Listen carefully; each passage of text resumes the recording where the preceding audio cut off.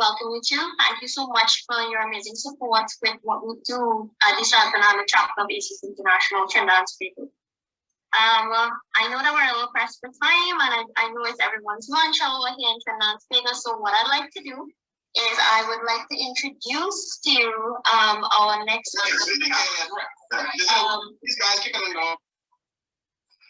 who's bringing to us a presentation on a security-centric business plan that should boost and foster women development in a male-dominated industry. A little bit about Kavasha. He is a Form 3 student of Richmond Girls Hindu College and an aspiring business analyst who has a side passion.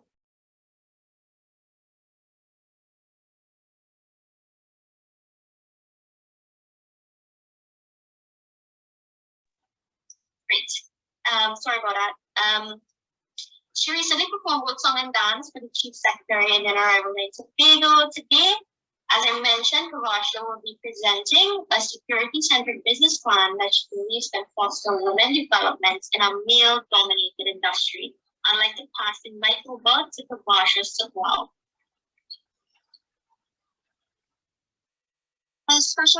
Thank you to Mr. Ramnarayan. In the interest of time, all protocols observed, I'll be presenting a 5-minute PowerPoint to advise everyone of an upcoming business plan, which is a dossier of women-centric businesses dominated in the male markets.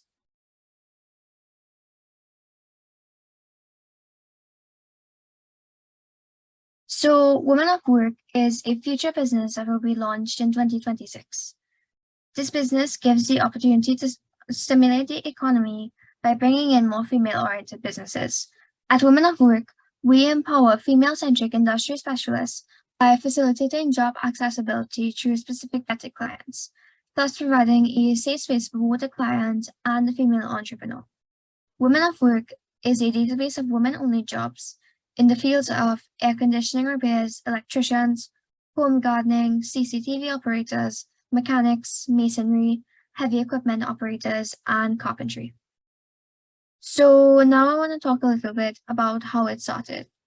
Due to the not so recent events of crime, which included kidnapping, home invasion, and other heinous crime done to women alongside the apparent downward spiral of women's overall protection accessibility means, for example, pepper spray and tasers being illegal, as well as listening to a lot of true crime podcasts, it's made me aware of how vulnerable women are in their own homes.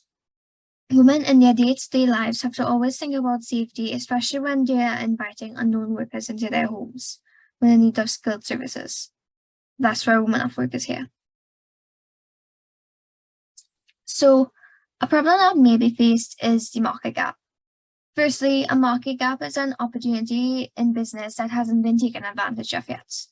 In this regard, the market gaps are lack of knowledge of female industry-type businesses, tradeswomen having concerns for their safety when visiting clients, and clients in need of services are wary of the character of some tradesmen. Sorry all, I'm just having some technical difficulties here. Just give me a moment, please.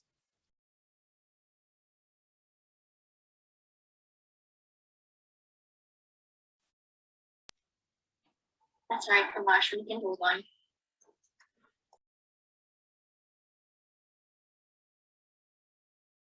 Sorry all, thank you for waiting. So, a problem that may be faced is the market gap.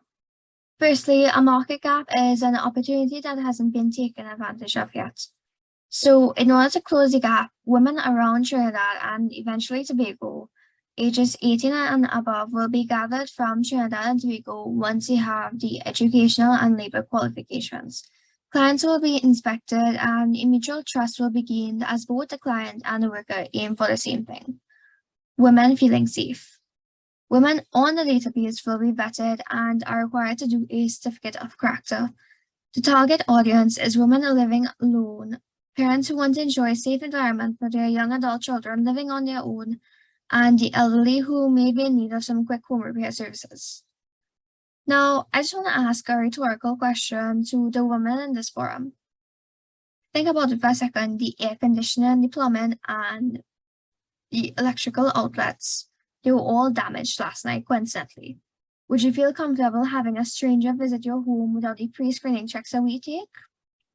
Or would you prefer knowing beforehand the technician's national identification and certification of character? Now to the parents. If it is your daughter is living on her home and the same home repair tragedy scenario happens to her home, would you prefer a male stranger or a vetted female? I believe that there are advantages of education, as education is important, and I also believe in learning regardless of age, which is why we encourage our vetted members to be certified in their field of trade by recognized institutions such as MIC, YTEP, UE, or UTT. We have a small team of volunteers who will assist in the necessary verification and academic pedigree to ensure that persons who are on the database aren't only of good character, but are also professionally trained and certified. Some benefits of this business are it gives an opportunity to increase women's numbers in male-dominated fields. It curbs crime as women will be vetted with background checks and a certificate of character in the incipient stage of forming this database. And it brings comfort to the clients knowing that these pre-screening checks were done with their safety in mind. So now I want to talk about the personal side of women and work and explain parts of how it started. For the financial aspect of this project, the intent of this organization is not necessarily profit-driven at this point. However, its main focus is to ensure and support women of work. Contributions received will go towards social media marketing and encouraging viewers' algorithms on Facebook and Instagram to be more tuned to our content. A community approach to addressing crime is important. WOW is a family-based initiative and it encourages overall family support. I should say that it is my intention to make Women of Work known as WOW International, as it could be extended to international, just like how ASIS started off as an American abbreviation, meaning American Society for Industrial Security, and eventually the brand became globally recognized as ASIS International. Women of Work doesn't just apply to women, it applies to all people who contribute to the betterment of women's safety and the overall betterment of security. So as I continue to refine my business plan, research and development will continue on the business model to ensure viability of service to tailor fit the needs of all women of work, not just the industry services. Finally, I want to thank everyone for your time and patience and for allowing me to present at this forum. If you're interested in the business launch or if you have any further queries, you could contact me at wowtt868@gmail.com.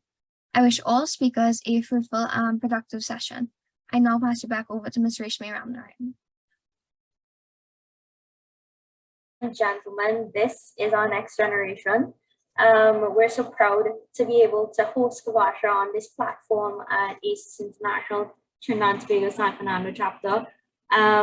We think that empowering our next generation is a huge facet, and I'm very proud to be able to facilitate Kawasha and help her ideas in on the WIS segment of our quarterly engagement. Thank you so much, Kawasha, and this is a personal appeal to all of the seasoned security professionals attending here today. Let's look at how we can all come together and perhaps start mentoring the next generation of security related or interested young persons, and let's see how we can help Kawasha bring her plan to light. So thank you so much, Kawasha.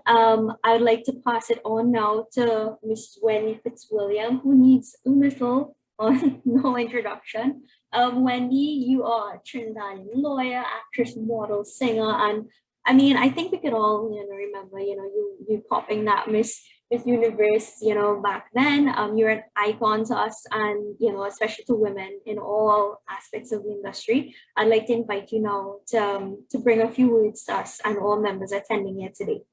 Thank you, Wendy. Rishi, thank you so very much for that lovely introduction. And to all of our participants, all protocols observed. This is my first foray into women in security and security as a non-client, as it were. What I would like to say to our participants today is the importance of us women taking up our space in this particular field, which traditionally has been very male dominated, but for the last, I would say, couple of decades particularly, women are becoming much more visible in this space. And as an end user of security in all of its forms, whether it's digital security, what I call terrestrial security, securing our person, our properties, etc., the input of women has been provided a marked change, or we've seen a marked change in the way security is treated and executed, and a marked positive change. And we would like to see that continue. And what do I mean by that specifically? I mean the characteristics that are traditionally assigned to women but are not exclusively ours, and how we have been able to use who we are effectively in this space. As I said, I have always been on the receiving end, a client of security in many forms, you know, after having won the Universe title 25 years ago. I immediately upon acquiring that title, for the first time in my life, needed personal security. And I have had security details with me across this planet. And I dare say in the markets in which I interacted with both, of course, men and women, having women in this space very decisively making decisions, but also understanding the nuances of being a female principal and some of the issues and experiences, more than issues, that I would have to deal with that a man may not, which ties into what our previous speakers spoke about, really worked to my advantage and to the advantage of the team, the security teams that I worked with in various markets. And that is something that we must continue to elevate and celebrate. The other thing that is particularly meaningful, I think, about this particular chapter and this particular activity within ASIS is the fact that your women security professionals are creating a network, or have created a network within this space that is formal and yet provides the kind of support that women need in any sector. Traditionally, we do not network as effectively as our male counterparts, and not because we don't like to or we are naughty. It's that most of us in our professional lives, when we are also in our child bearing phase and we're raising our families, etc., that often takes precedence over time that we can devote to activities like networking on the job. So creating a formal environment where our women can share their experiences, can feed off of each other, work with each other, create opportunities, very importantly, for each other in a professional environment, is very, very important and appreciated and very much needed. So I just wanted to offer today my congratulations to ASIS Trinidad and Tobago and this particular webinar, this particular activity, where you regularly bring your female security or women security professionals together and discuss your industry, the needs of your clients, and your needs as women security professionals. Never forget the importance of covering your needs, your unique needs in this space, but also the opportunity to network and build long-lasting professional relationships that will come in very, very handy in your careers, personally, in your industry, but to wider society. Thank you. Thank you so much, Wendy, for that amazing contribution. We appreciate it so much. And we also call to order and a call to action. And it is definitely one of the initiatives that we're hoping to drive, kicking off with this first session here. Again, thank you so much, Wendy, for your contribution and your insights, on the other side of security. We appreciate it so much. Speaking about bringing women together and whatnot, our next guest speaker, Jessica Lombardo, she is the Vice President of Membership and Volunteer Engagement at ASIS International. We would like to utilize this moment we have interacting with Jessica to possibly drive ASIS International, Trinidad and Tobago, all chapters, both chapters that are here in this country, towards, much more increasing membership, of course, and also hear a little bit about volunteer engagement, maybe. We would like to push this agenda, and Jessica, I look forward to hearing you speak. So I'd like to pass it on now to Jessica Lombardo of ASIS International. Rashmi, thank you so much. It's an honor to be here. It's interesting as I watch Wendy and Kavasha and them sharing their experiences. I think about the power that we hold as women and on this next generation. I was very fortunate to grow up with very powerful women figures. My grandmother, my mother, both were teachers. So of course, I wanted to be a teacher when I grew up as well.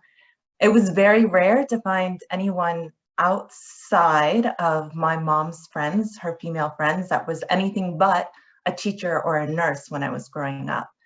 And that makes a difference because that was the only way I could visualize what I could be. What you see before you now is different examples of expanding what is possible for women.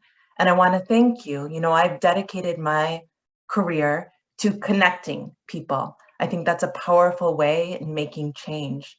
And through these connections, we raise up. And I'm so proud to work with this community in the sense of it was 2009 when ASIS International, when the women here, definitely underrepresented across all industries, but especially here, came together and they started as a working group. And together they started organizing, finding other women in the association, and really bonding and sharing best practices and figuring out how do we approach our role in security with our unique capabilities. And Wendy sort of touched on that. In the beginning, when women went into the workforce, there were studies done, and we sort of mimicked how our male counterparts did that.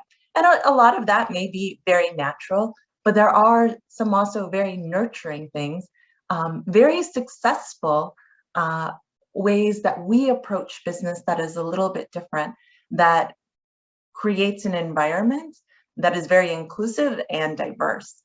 And so with Women in Security, they formally formed a council, now a community, back in 2014, so almost 10 years ago. And if anything, when you lead this community, and I hope most of you are already connected to the community, but I wanted to take a moment to share my screen to be like, okay, I'm not as certain about what Women in Security is, to share you what these resources are and ask you to plug into them. So I'm going to share.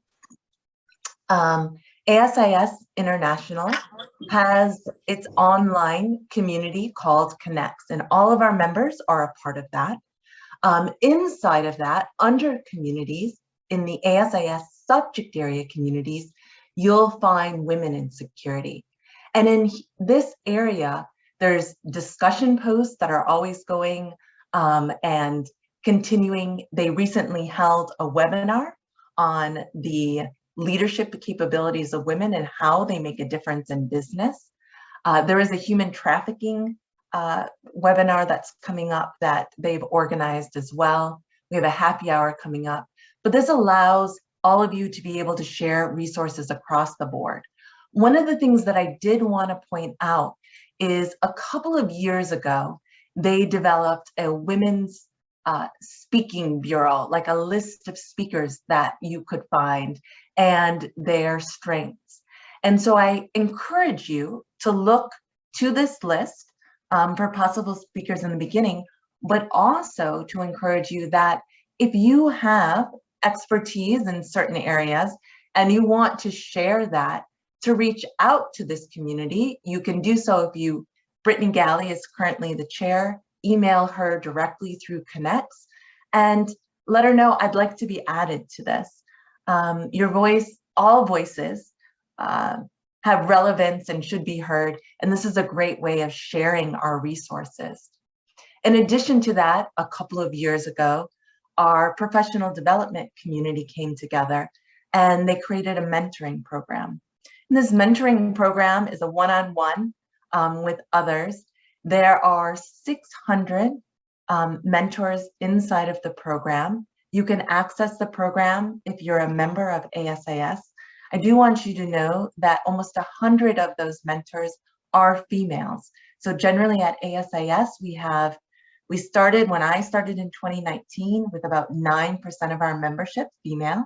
That's grown to 11%. So 100 of the 600 mentors being female is quite impressive. I encourage you to look for a mentor. That time that you spend on yourself, and I think Wendy really touched on that. You know, we go through our process of being able to plug in and then have to pull back, you know, if that's childbearing years or that we're dedicating in other areas. This mentoring gives you a unique way to connect with another person who really has your best interest at heart. They'll learn a lot from you, you'll learn a lot from them, but make the time for yourself. Find that lifeline, find someone that can inspire you of what is possible. And so again, if you have not joined the Women in Security community, I encourage you first to do that. And then secondly, set up your mentee profile. And at any point, you can review the list of mentors and reach out to them for a mentoring relationship. I hope this helps.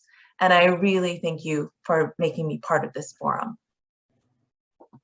Jessica, thank you so much. Before you drop off, do you want to drop one little tidbit of information on the Global Security Exchange and just let our members in Trinidad and Tobago know a little bit about it? Oh, I appreciate that. Thank you so much. So I will give my commercial. GSX, the Global Security Exchange, is ASIS's international conference that happens every year. We're super excited. We were in person last year, though a lot of our international folks were not able to attend. So I feel like this is going to be our closest reunion possible. And that will happen in Atlanta, Georgia. That happens from the 12th through the 14th of September. If you're interested in learning, there's over 100 learning sessions that will be available with your all access pass. If you're more like, I want to find out about what are the trends in the technology and really work that floor, the floor is huge and that will take you days to get through. Of course, ASIS staff will be in the ASIS hub, and we've organized some fun events during that week, which include meeting with leaders from all of our communities if you're interested in volunteering. But we also have a speed mentoring sessions that's happening there. That will be your opportunity to meet in person about 10 mentors in a field that you're interested in, and hopefully find someone that you can connect with for the rest of the year after that event. So I appreciate that plug. Thank you so much.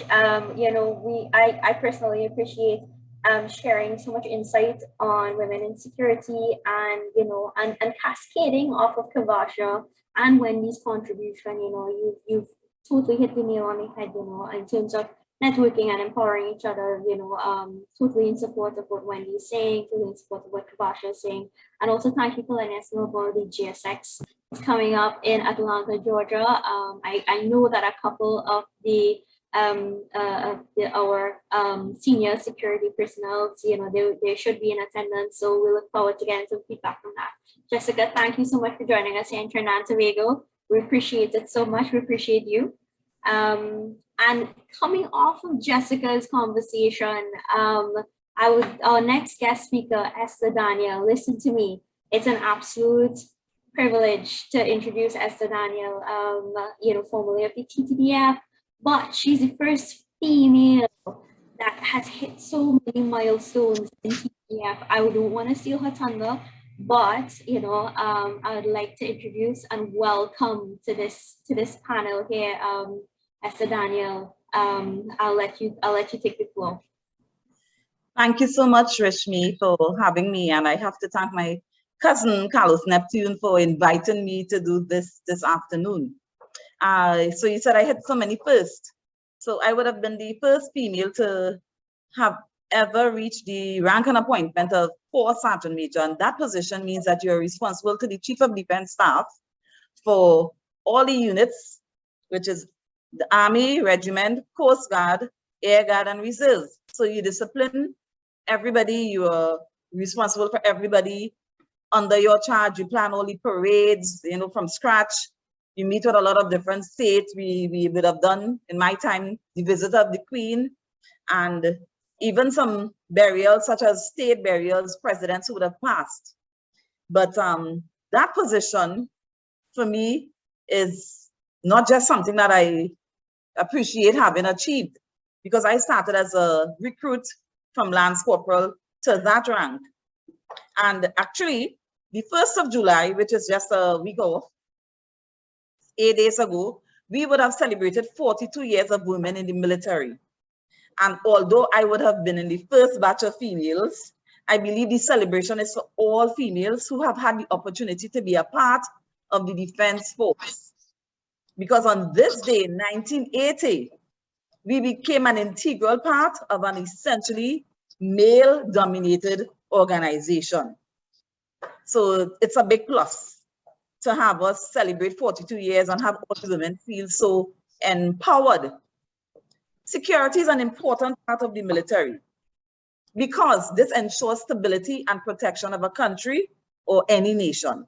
And as a young soldier, we did a lot of guard duties at camps and other military installations.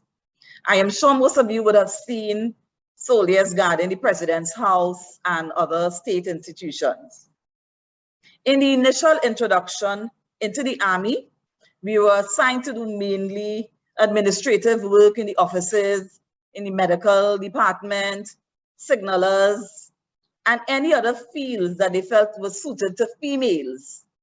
However, we pushed, my batch, we pushed, and pretty soon we were involved in almost every aspect of the military. And that is important because even though you join some security type, military type organization, you're almost always streamlined into feminine type jobs. But we broke the barrier and proved that we could do almost any job possible in the military. After a few years, other units in the Trinidad and Tobago Defense Force also recruited females. So we have females represented everywhere throughout the force, and even qualified helicopter pilots. From experience, recruit training was one of the most challenging aspects, especially as it was always something new for male and female to every individual. When you feel going to do a recruiting that you're ready for it, you're never ready. It is nothing what you bargain for. The early mornings, the late nights, the field work, the field training, it's a challenge, but you will be a better person for it.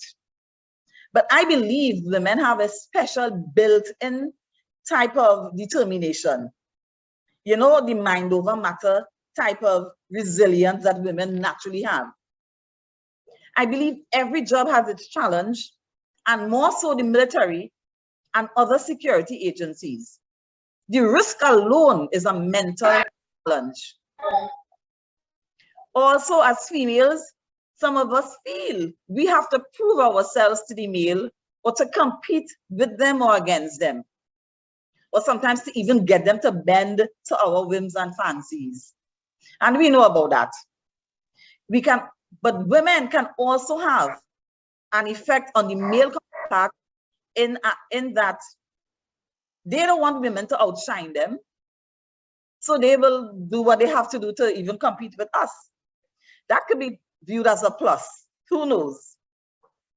For my own self, I have always believed that I can do anything I put my mind to because I'm going to give everything my best. And that's what I want to see from other females around me in security jobs and in the military. The military or any other security job offers endless opportunities for females. We just have to give ourselves a chance to do the job that is expected of us. Understand your organization and what is expected of you. One of my great memories I have of opportunities that was granted to me was the opportunity to meet and shake the hands of Barack Obama as President of the United States when they came to Trinidad for the 5th Summit of the Americas. And also to work with one of our panel speakers, Ms. Wendy Fitzwilliams. She may not remember, yeah, she would remember if I tell her, because she was in charge of, but I was also a liaison person when one of the Hollywood stars, who included Boris Kodjoe, they came for Carnival, and we were liaison persons to them at one of the events. She was in charge, and I was just, but I met her. Pleasant young lady, pleasant young lady, unbelievably so. However, the security and military jobs, in my opinion, builds confidence. It builds self-esteem. And it also gives you a sense of power because, you know, when you grow in rank, you get to be in charge of a lot of subordinates. So it gives you that power. And women, we like power. But with much power comes much great responsibilities. What I like about the Defense Force and even other security type services, because of the nature of jobs, we build lifelong friends. You remain connected to your batch. I trained in 1980 with a batch of females and males, and we still have a batch chat. So they are family. We become family. To women who are interested in the military or the security industry, you need to be open-minded. There will be good and bad days. Nothing is always perfect. Be the best you can be. Don't compete with other persons. Compete with yourself. Get involved in every aspect of the job. Research, know what your job is about. Get involved. Be a team player. To me, the rewards are not just the things that I would have achieved, and I think I achieved quite a lot in my military career because it was spanning approximately 32 years. I joined at 18, and I would have grown so much. But it's not just the things that I have achieved, and the field is endless in these careers, achievement of all kinds. But knowing that I give the best of myself is a rewarding feeling. My mother always used to tell me, put your best foot forward. So I'd like to tell females who are interested in this type of job, put your best foot forward. Believe me, the rewards will be an amazing, empowered feeling. So go for it. It is not just for the male anymore, and all of us can eat from the same pie and enjoy a great life and a sense of well-being and giving back to society. Thank you very much, Rishmi, for having me, and to the rest of the panel, thanks for being part of this great event. Esther, thank you so much. You made my paws raise like at different points of your conversation. And for me, you know, empowering women has always been something I've been passionate about. You know, I'm more on the IT side of the business, but you know, it's something that's also very male dominated. So to hear you speak with such compassion and be so passionate about empowering women, it really is amazing to hear. You know, I can see how you've accomplished so many firsts in the TTDF and how determined you are to continue striving and reaching for excellence. We appreciate you so much for being with us here today. And from one powerhouse woman to the next, please let me introduce Mrs. Pamela Hussein. She is, I don't think she needs a lot of introduction to you guys in this sector, but she is currently the CEO and director of Amalgamated Security. She is also one of the past, I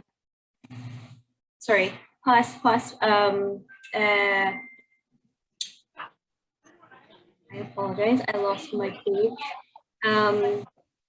She has over 35 years of experience within the private security industry, and she is an actively accomplished leader in policy and strategy development with sound knowledge and extensive practice in corporate governance. Mrs. Hussein has an MBA and is also CPP certified. She's actually a powerhouse in our industry. So I don't want to give too much away, and I know that she's coming to the forum right now with a lot of information at hand. So Mrs. Hussein, I'd like to pass the mic on to you right now. Thank you so much for being here with us today. Thank you very much, Rishi, and thank you very much for the opportunity to speak today to Carlos. I'm a strong advocate for greater collaboration with the Port of Spain and San Fernando chapters. Chapters smack bang in the middle of country and membership. We can easily have our individuality and still have a lot of collaboration. So thanks again for the opportunity. So let's talk. People are a product of their environment. Is that true? Do we believe that women are who we are today because of our history of oppression, possible gender bias, and male domination? The one thing we are certain of is that change is inevitable, a phrase coined by a great British politician back in the 19th century and proven by the many women we have today who have become professionals and experts in their fields. Change has allowed women to find their place in the workplace as much as men have become a significant part of the home. So kudos to the men who help with the dishes and the laundry. But despite change, the struggle for women continues. Rest assured, resistance is futile, no doubt about it. Let's talk about women in security, the history, the influences of change, the challenges, the support, and most importantly, the future. I started off my career in the private security industry back in 1987 at the age of 22, just with a diploma in administration, administrative professional. I remember I wrote shorthand at 360 words per minute, dying skill, but I still use it today. Anyways, I was the executive assistant to Michael Aboon, owner and then managing director of Amalgamated Security. For many years, I sat in many meetings with about 10 men or so, but I never felt out of place and I was always treated with utmost respect. My achievement in reflection was not about the promotion that I got through the years. It was more about the personal satisfaction that I was able to hold the reins while Mr. Wood focused on business growth and development. He wanted to bring it to an enterprise and I felt I gave him the opportunity to do that. Much of my development came from the drive to know more so that I could do more. But that was not the only influence. I needed to prove myself. I had to pursue higher education to get respect from clients, partners, associates, and even co-workers. More so, at just over 5 feet tall and weighing 114 pounds, I really had to prove myself as a security professional in a man's world. I will confess that ASIS CPP was the ultimate proof of competence. On the personal side, I'm the only female in my family living with my husband and 2 sons. However, I grew up in a woman's world with my mother and 4 sisters. For many years, service in the military or law enforcement has been a stepping stone to a security career. That's history. For a long time, the typical service member or police officer was male. At present, there are only about 24% of women in the security services sector. There are a few events that in the security timeline that are always worthy of mention. In 1861, Alan Pinkerton hired the first female investigator.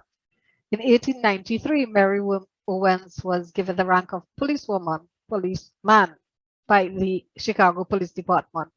In the 70s, we saw an increase in police women, military and private security professionals also became, they started taking a lot of women back then. The first woman to join ASIS International was Joan Berry, and that was in 1957. That was 2 years after ASIS was founded in 1955. Can you believe that the membership fee was $10 back then?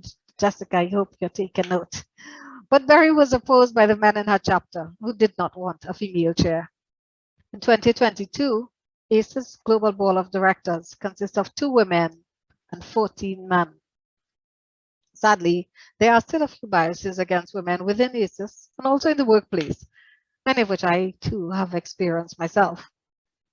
Women have found acceptance in many security jobs and organizations, but their presence as middle and upper management level managers, it still lags behind the men. It is sad that despite the strides women have made in the workplace and in the security field in general, it remains difficult for some male managers to accept them as qualified professionals. This attitude was more common in previous decades, but trust me, it still remains today.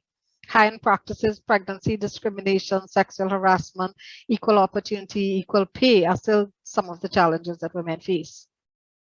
So history has gone and we still have challenges. Let's look at some of the possibilities that may influence women in today's progress. Is it possible that social media, movies, and magazines continue to profile women as beauties and fashion models? Do we ourselves look at how people look before we look at how good they are? How many of us look at makeup, hair, and clothes above deeds, above deeds and resumes? Do we ourselves judge other professional women by things other than their skills and qualifications? Have you sat on an interview committee and prejudge a woman by her looks, by her attire and mannerisms, even before you started the interview? You know, change is good, change is inevitable, but change can only start with those that recognize that there is a problem and also recognize that there is need for change. Let's for a second think about the greetings and introductions and how people respond. So the questions are like, how are you? How are your children? Or what are they up to? Do you get responses like, I'm good, going off on a cruise next month? The kids are fine. My eldest son just graduated as a doctor, or my son just got married to a lovely woman who is a chief engineer. It might be shocking to recognize that we ask about people so that we can profile their status in life, so that we can determine the level of respect that they deserve. And yes, they often give you answers to influence how you should treat them. But we have support. ASIS International has proven to be one of, if not the best support for women in security. I can definitely attest to that. They have created a place, a voice, and protection by design. Many standards and guidelines have been published by ASIS to address workplace harassment, workplace violence, prevention of violence in the workplace, and even intervention. ASIS ANSI has developed the PSC-1 standard for private security organizations. This was adopted by the International Organization for Standardization, that's ISO, in the 18788-2015 standard. That standard contains great support for women in security with mandates for policies such as whistleblowing, anti-corruption, anti-discrimination, equal opportunity, employee care, grievance handling, use of force, human rights, ICOCA's International Code of Conduct, United Nations Voluntary Principles on Human Rights, and the Montreal Document on Private Military and Security Companies, which speaks to humanitarian law in armed conflict. These are excellent principles that can protect women in security and create a safe workplace for us all. If you are in the security industry, private or military, I really strongly recommend that you become knowledgeable with these principles so that you can help to create a safe space for all, and where possible, implement them in your organizations. Many women in male-dominated industries downplay their gender, as one of the former speakers said, and many use strategy and tact to influence the outcome. Even sometimes it means making a man think that it was his idea in the first place. That often works. The future is bright for female security professionals. Many of us are well educated and we are able to use soft and hard techniques to get the job done. I urge you, know the difference and know when to apply them. Maintain your professionalism without compromise to your integrity and to your dignity. Create a plan for success and stick with it. Manage work-life balance. That is so important. Work to live. Work so you can get paid so that you can live. But do not live to work, where you get up and all you think about is, I have to go to work. You get back home and you prepare for tomorrow, and then you do nothing but you're living to work. Not a good idea. Follow your doctor's orders, exercise, eat right, and rest. No matter what the problem is, that's always the doctor's in the final analysis. Exercise, eat right, and rest. Women in security, let's face it, women have killer instinct to protect their young ones. I don't like bugs. I recently walked up to my doorway and saw a lizard and I kind of freaked out. But I'll tell you, when my son was just a couple months old, a bug crawled into his crib. And trust me, without thinking, I grabbed it by bare hand and the rest is history. We're much like the animal kingdom. Even with the tamest species, don't mess with the female protecting their babies. I'll tell you from personal experience, don't ever trust a bitch with pups. On the flip side though, we care, we listen, and we can handle pain. We also always put others before ourselves, and we are strong and we are resilient. This is natural talent, God-given talent for protection. Nurture it, and remember in all of it to maintain and keep your femininity. The industry, the security industry may be a male-dominated industry, but it is not a male-only industry. Women in security, there is a space for you. Find it, embrace it, and make us proud. Thank you. Pamela, thank you so much for contributing and bringing so many nuggets of wisdom across a wide facet of topics. I mean, you've touched on so many everyday life lessons that, you know, women especially are faced with. And in the industry specifically, you know, to hear you speak and all the speakers here today on such, you know, with such a theme of empowerment and you know, I mean, and I jotted down your quote about the pumps. So, you know, it's there for me now. Every time I wear a pair of pumps, I'll be thinking about Pamela saying. But no, thank you so much for bringing to the table, you know, building on Wendy's call to action, Jessica's notes on networking and empowering ourselves. You know, Pablo, you've brought the entire theme together, and I want to thank you on behalf of ASIS San Fernando chapter Trinidad and Tobago so much for being with us here today. When I heard you know, you volunteered to be a feature speaker, you know, I got really excited because I couldn't wait to hear, you know, some of the things that you would be contributing to this session today, and I'm sure I can echo through the entire you know, all the attendees here today. No one was disappointed, so thank you so much. And I also agree with you, you know, being a short person myself, small but mighty, and you know, and we band together as women and we get this done. So Pamela, thank you again on behalf of all of us at San Fernando chapter for being here. Indeed, a pleasure. All right. Next up, I would like to take this moment to do something that, you know, we've been talking about for a while, and which is to add a dimension to these quarterly sessions that would bring to the forefront. A lot of people ask, and we talk about careers in the security sector, and we talk about how to get onto different career paths and whatnot. I would like to take this time to introduce Ms. Sandra Lizama, who is going to discuss with us a little bit about how we can actually get on these different parts. And I think I know she's going to highlight a particular bachelor's program I hope it's of, of use and it's valuable information to everyone attending here today. Sandra, if you are with us, I would like to pass the mic and the screen over to you. Thank you so much.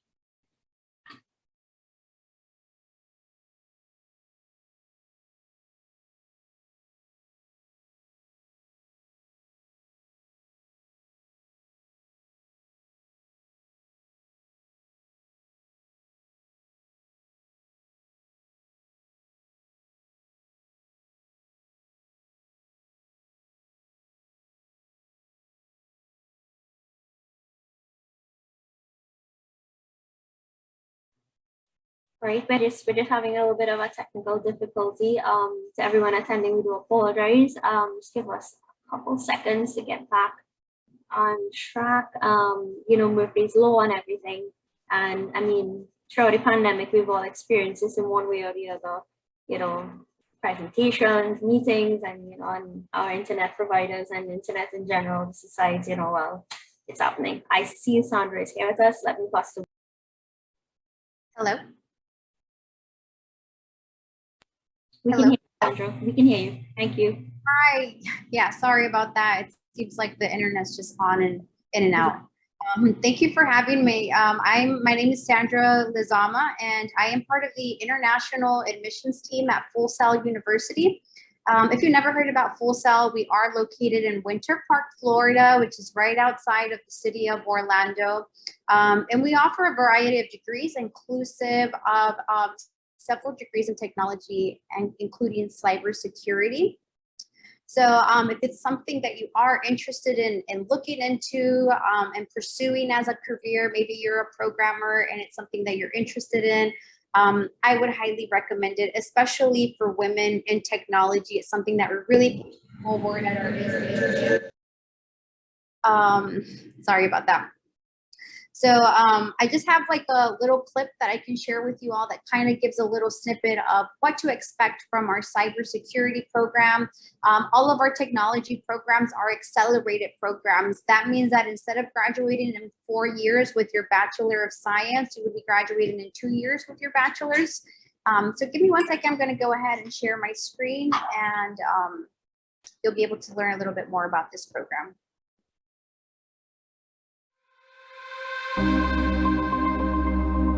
The world of technology touches nearly every aspect of our daily lives. From the way we experience entertainment and go about our daily routines, to the way we improve human welfare and affect social change. If you want to be among those who shape the future of technology, we can help you get started. We have several technology-focused bachelor's degrees that are designed to flex with new discoveries and advancements in the industry. At Full Sail University, we can help you learn some extraordinary things, like exploring the capabilities of VR, AR, and other emerging technologies, developing your own tools, apps, and software, or creating secure storage systems for digital information. So let's explore which of our degrees clicks with you. If you're interested in the cybersecurity field, you'll need the skills to be able to make solid decisions under pressure. Our cybersecurity degree is offered on campus and online. In this program, you'll start by gaining a foundational understanding of IT principles in our Information Technology Associate's degree. After completing the Associates, you'll move into the Cybersecurity Bachelor's portion of the degree. Here, you'll concentrate on effectively securing digital information for enterprise systems. You'll learn how to identify system vulnerabilities, encrypt and secure information, and respond to potential data breaches. Your skills will be tested through simulations to ensure you understand security best practices and compliance. Whatever program you choose, we can't wait to help you take the next step in your tech journey. Visit us at fullsail.edu/tech to learn more. Yes, and if you have any specific questions that you would like to know about regarding international admissions, maybe even financial aid, we actually have a really great scholarship for women in technology. Please feel free to send me an email. I'm going to drop my email address in the chat box, and feel free to reach out to me. Thank you so much. Sandra, thank you so much for that little bit of information. I think it's going to be really helpful to our members who are present here today and everyone attending to understand that there are, pathways available to us, especially women in tech, to pursue security as a, as a full niche in terms of a career path. I appreciate it so much. I would like to take this chance to throw the only gentleman allowed in the session into the spotlight right now, and that's Lance Smith. He has a little bit of information for us on our next quarterly meetup that we just wanted to make everyone aware, so you can look forward to our next meeting. Lance, if you're around. I'm not sure. Is Lance here with us?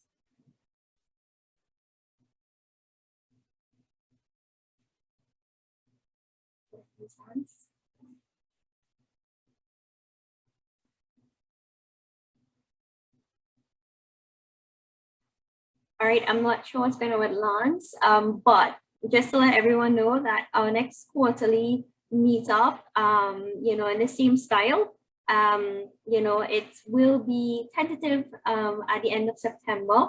So please look out for invitations and information on who our speakers are. We never disappoint, and we look forward to seeing everyone here attending to that at that next session that we're having.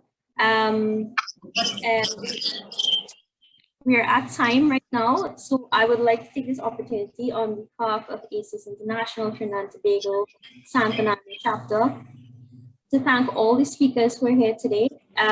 Just to highlight everyone one more time, Kavasha, you're next generation, and we're so very proud to host you here today, and thank you so much for your contribution. Based on some of the comments that I've read in the chat section, a lot of people are really impressed by your initiative, and there are some questions there for you. So what we'll do, or comments, I think, so what we'll do is we'll make sure and share this with you. Wendy, we appreciate so much. Thank you for bringing your perspective on the other side of the coin, and for giving us that call to action for women to unite and start networking. Jessica, thank you for giving us an opportunity to understand better women in security and some of the resources that are online that are available to us to be better equipped and to understand what's happening with women in security across the globe, actually. Esther, you are, wow, I have no words. I have to meet you up in person, and I'll probably give you a hug, man. But you really and truly, your entire career, it's been something to be absolutely admired, and thank you so much for sharing that with us. Pamela, it was amazing to hear you speak, and you did not disappoint. Like I mentioned, I was so very excited to see you in our lineup, and thank you for bringing to the forefront things that we forget on a daily basis when we get so caught up with daily lives, especially as women. We do tend to put everything else around us first. And it's good to remember that we do need to take that time to evaluate, what's important in our lives and our careers. And that is our wrapping up of this session. Like we always say, are there any questions? If you'd like to reach out to any of our panelists, anyone at the ASIS San Fernando chapter, our board, feel free. We're here to answer any questions, to do any more networking, to get in contact with us. You can reach us, via our different pages, LinkedIn, Facebook, Instagram. So we do look forward to hearing from you guys. Any feedback at all on this session for this quarter, please let us know if there's anything we can improve. We want to thank everyone for being with us here today again. And we look forward to seeing you all in September. We have Lance here. I'm not sure. But that's all right. I already indicated that we should be having our next session in September. So I think unless there are any more questions from anyone attending, we would like to wrap up this, because we know that we're 5 minutes of time. So again, thank you everyone for being here today. Celebrating 75 years of transforming lives. I'm all for it.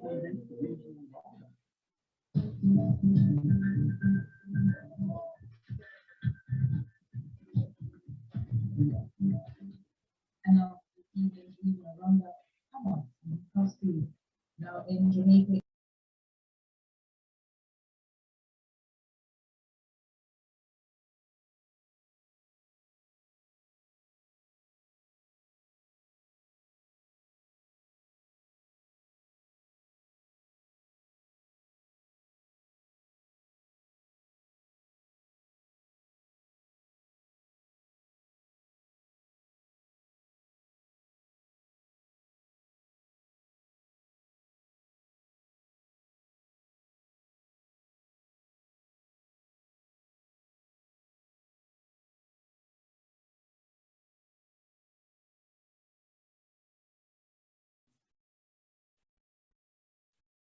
Aaron? Hi, reach me? Wait, and any session here? Yes.